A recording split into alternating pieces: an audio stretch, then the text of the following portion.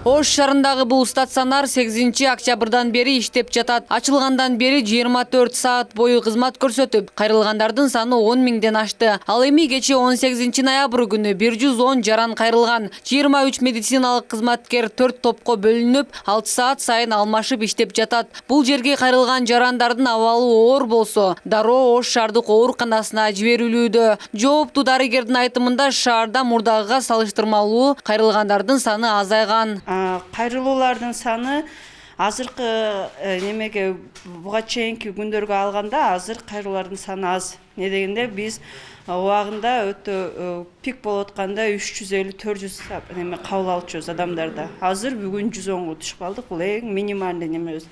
То есть азыр кичине адамдын саны азайды десек болот.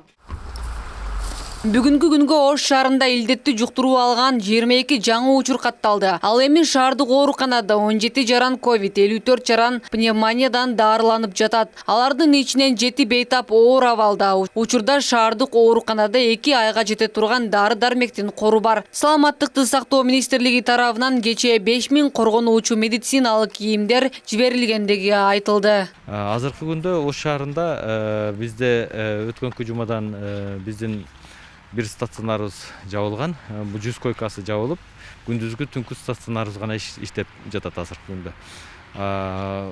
Ковид илдетине, пневмония илдетине кабылып калган жарандарыбызды эски шаардык ооруканада кабыл алып атабыз.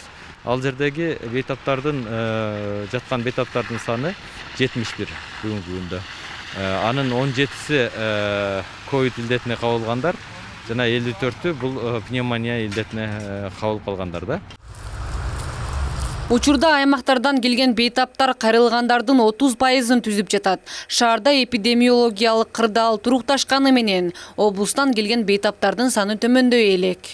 Азыркы учурда биздеги шаардагы эпидемиология абал мына күнөнгө турукташып баратканы менен, бирок анча-мынча ички миграциянын күч алгандыгына байланыштуу, мына ошол Баткенге барып келгендер, Бишкекке барып келгендер ошолордон чыгып атат. Андан сырткары райондон дагы шаарда дарыланабыз деп келип кайрылган жарандардын саны да көп болуп атат. Мына ошол жаткан жарандардын 30% райондордон болот.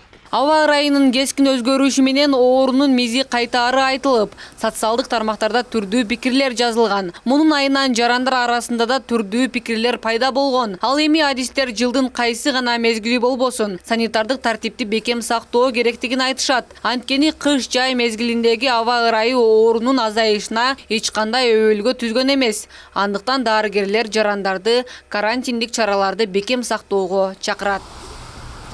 Гүлнур Арапбай кызы, Самат Сайдамат уулу, жаңылыктар.